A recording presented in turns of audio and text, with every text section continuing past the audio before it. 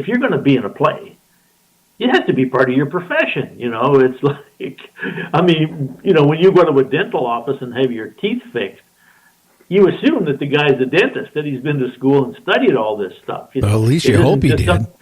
He didn't just walk in off the street, And I had assumed it was the same thing with the play. Like when you see somebody acting on stage, it's something that they've studied and perfected and polished and practiced. And of course, most of them do, But the thing about the Fringe Festival is that literally anybody can create a show and do it and perform it. And what I didn't know until this guy told me is that in Canada, at least, for most of the Fringe Festivals, and I don't know what it's like with the Seattle, I'm sure there's probably a Seattle Fringe Festival if your listeners want to check out the, the local scene.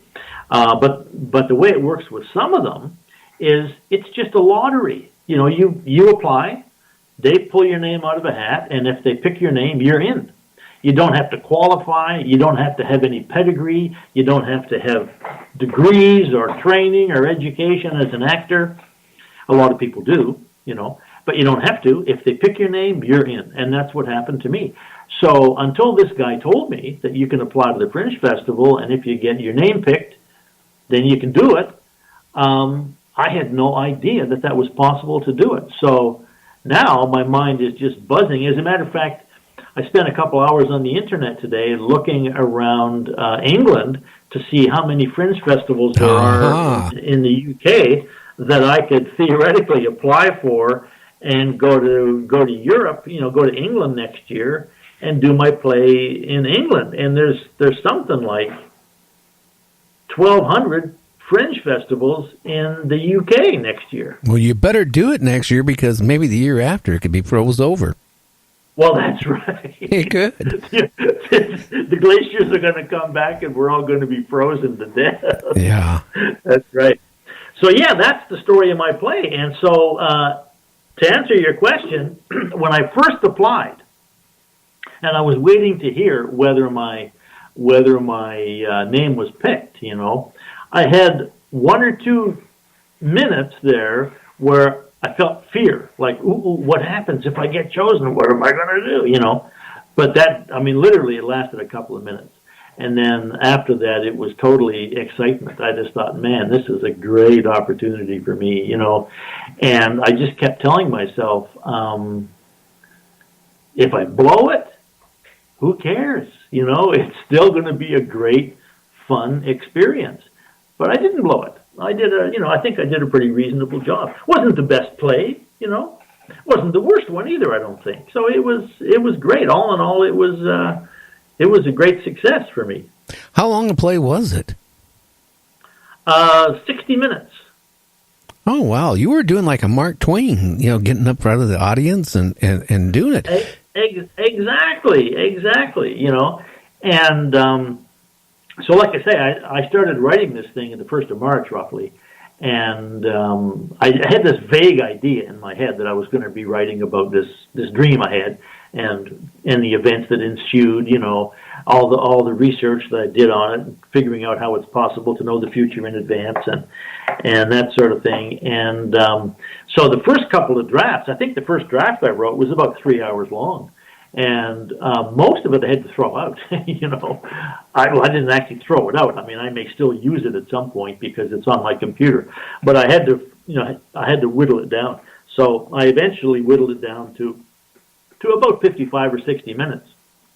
And the process, I'm sure some of your listeners are writers, and that process of taking an idea, kind of a fuzzy idea in your consciousness, and then writing it, and then working it, and reworking it, and rewriting it, and editing it. It's a really fun process, and so I really enjoyed it. I enjoyed the whole 3 or 4 months it took me to write this thing and to present it. So I wasn't scared at all. It was exciting.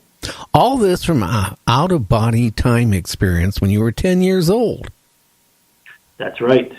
But I'll tell you something, what I've realized is that a lot of people have this kind of experience,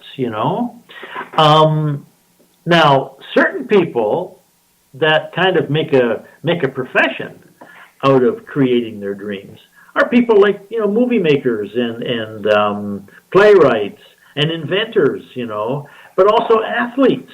Like I was reading something about Michael Jordan, and he said he knew when he was 10 years old that he was going to be a professional basketball player. And if you know anything about Michael Jordan, he didn't make the high school basketball team. And as a matter of fact, his first year in college, he got kicked off the team. He wasn't good enough. But the original spark and the belief that he could be a professional basketball player, he said he knew that when he was 10 years old. And so what I've realized is that a lot of people have this kind of vision or idea, call it a dream or a fantasy or whatever it might be. There's stories about people inventing things in a dream, I was reading an article the other day about, that song, I'm sure you've heard it. Da, da, da, da, da, da, da, da. It's called Satisfaction, Oh, yeah. Number one song by the Rolling Stones, their first number one hit. Yeah, I can't get no satisfaction, and I try. Exactly. Yeah. Well, the riff, the famous riff, that I just did a poor job of trying to emulate, that came to Keith Richards in a dream. He was at a party, he passed out, which I think he was doing on a regular basis back then. And he woke up in the morning, and he had a tape recorder in his bedroom, and he realized that the tape recorder was run out, So he rewound the tape, played the tape, and on the tape, he couldn't remember this, by the way. He listened to this recording of him with his guitar playing this riff.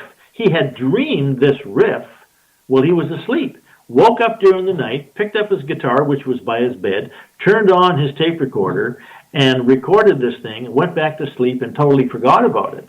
And he thought it was such a lousy riff that he didn't even want to tell his bandmates about it. But eventually he did. He told them, and he played this tape, and they thought it was great. So he gave the riff to Mick Jagger to write the words, And Mick Jagger carried this thing around for a while, and they were in the States, and they were sitting in a hotel room, and he was watching American TV, and he couldn't believe all the commercials that were on American TV, because in England they have a different system and there aren't as many commercials, right? So he started watching these commercials, and the words to this song, which eventually was called Satisfaction, came to him. A man tells me that I can't be a man because I don't smoke the same cigarette as him, and I can't get no satisfaction. You remember those commercials about gives more satisfaction? When they used to have cigarette commercials on TV. Oh, yeah. That's where the song came. That's where the song came from. So, so what I've learned over the years is that for people to be inspired by a dream is not an unusual situation. But of course, that's something I realize now. When I was 10 years old and I had this dream, the first few people that I told about it laughed and called me silly. And so I just felt so embarrassed about it that I made a decision that I wasn't going to tell anybody about it. And for the next 50 years, I never told anybody about it because, I had learned as a 10-year-old that people would call me silly if I mentioned it, so I never mentioned it. And it was only when I came back from China in 2009, and I realized that the latest brain research fits right in with my theory of quantum consciousness that I talk about in my book, because what I concluded, the answer to the question, how is it possible to get information from the future, the answer I came up with is that your mind is a time machine.